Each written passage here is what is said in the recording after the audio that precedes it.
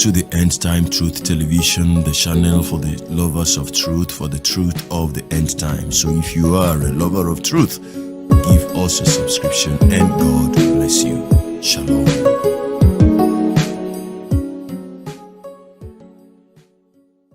Hello, everybody. Good morning, good afternoon, good evening. Wherever you're watching me from, I bring you greetings in the name of our Most High Savior, Jesus Christ, our Lord. I bring you the concluding part of that interview where this guy who is a master in lies, he is a very good liar.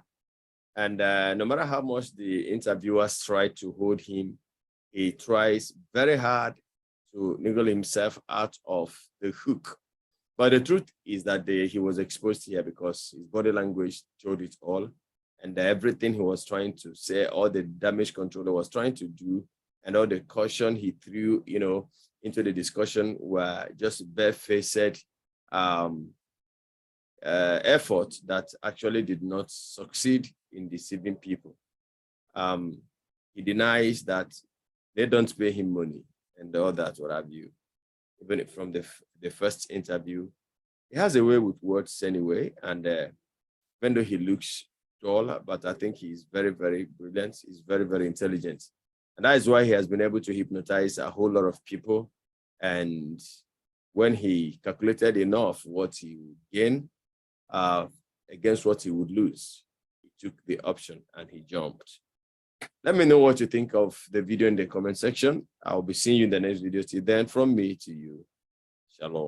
Welcome back, everybody. We continue our discussion with Prophet Shepherd Bushiri, the leader of the Enlightened Christian Church Gathering, on the Hawks-confirmed investigation that he transports an estimated 15 million rand out of South Africa to his country of Malawi in his private jet. But first, before we continue with that discussion, let's take a look at some of the tweets that have been coming through from our viewers watching this interview right now.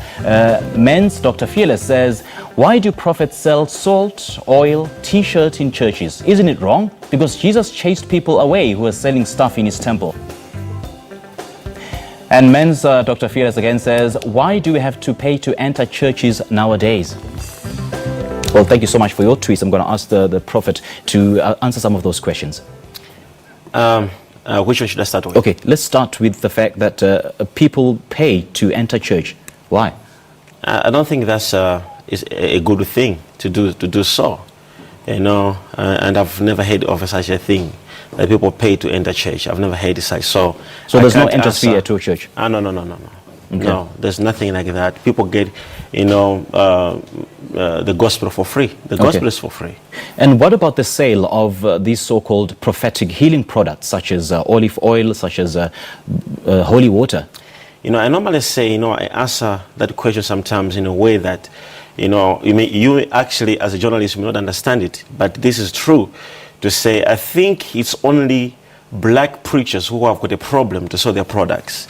You see, for example, the Bible, the King James Version, is owned, by the Queen of England, and nobody says anything to say, why does she sell the Bible? And that's the Bible, that's the gospel of Jesus Christ. And you have Bibles too, and we don't get those Bibles for free. We buy them. Even the Catholics, they sell their products, and nobody has a problem with it. But when a fellow African, a fellow South African, or a fellow person who is a black fellow, having a church and selling any product, you have got the whole world. But the issue is the exorbitant fees that you charge for such products. For instance, a bottle of bottled water, 750 mils, can cost as much as 500 rand. I don't think that's true. I don't think that is true. How much do you sell your products then? I don't even know, because I'm not in the department of sales. There's a special department for sales. But as a leader, you should know what the ongoings of your church. I am so much busy, man. I have got a huge ministry. I've got so many people to take care of, to pray for, and I've got so much work to do on charity and other things. So I am not aware of how much they sell those products. So shouldn't it be the public's right to know about the alleged illegal dealings that go on in your church?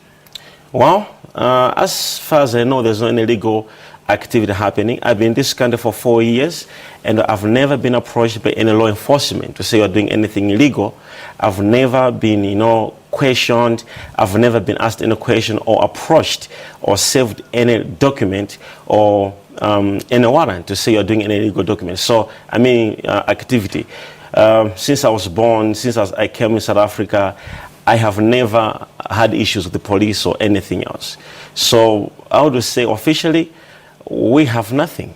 You know, I'm a law-abiding church leader as well as a businessman, and I'm so much willing to cooperate with the police or anyone else.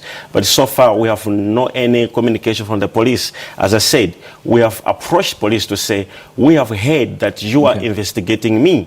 So I want to know what type of investigation. And they said they are not aware of any investigation taking place. So you pay people to give false testimonies, and you perform false miracles in your church. Is that correct? Wow, I would say, number one, I've never performed any miracle in my life. So I don't think I would answer that question, because in my church, like your church and other church, if a person is healed or delivered, it's not... Hang on a second, you've never performed miracles in your life? I've never.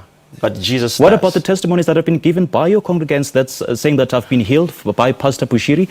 So much happened in my life because of Pastor Bushiri? I'm not the healer. Jesus is the healer.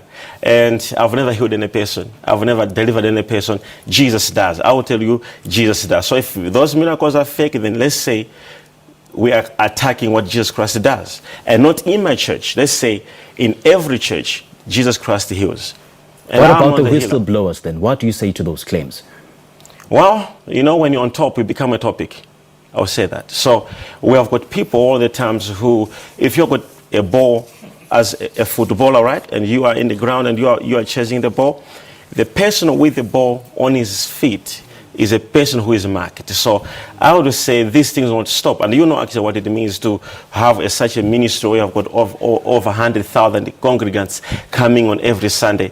You know, we wouldn't just stay like that. We would have people coming against us, people rising against us. I'm not the first one. Elijah had to run away to hide against, you know, Jezebel. And so many people in the Bible had some issues. Even Jesus was crucified by the church. Right. You've got businesses in Malawi, is that correct? Yes. Your family is in Malawi, is that correct? My family is in Malawi. Your churches are in Malawi, is that correct? Yeah, we're actually more bigger in Malawi than South Africa. So how much money leaves South Africa to Malawi? We have no any money living here. As I said before, to say, before I leave in this country to Malawi, we use the airports, you know. And as I said, to say the articles which claim to say every month I transfer 15 million. Oh my God, that's a lot of money. A huge chunk of your income comes from South African businesses, is it not? No. I've got a lot of businesses in my country. A lot of businesses in my country, in Malawi. So I wouldn't say that's true. Do you pay tax in South Africa? Yes, I actually have a letter from the SARS that I pay tax. Does your church pay tax? Our church, as I said, like just a few weeks ago, we have been actually exempted from taxes. I think some 2 weeks ago, yeah. So everything we do, I have got a legit ministry, my businesses, everything is in order. And we have never been at any day been questioned by any law enforcement of doing anything illegal. Let's talk about that exemption from paying tax. Some other churches have been classified as PBOs, the public benefit organizations, as articulated in the income tax of 1962.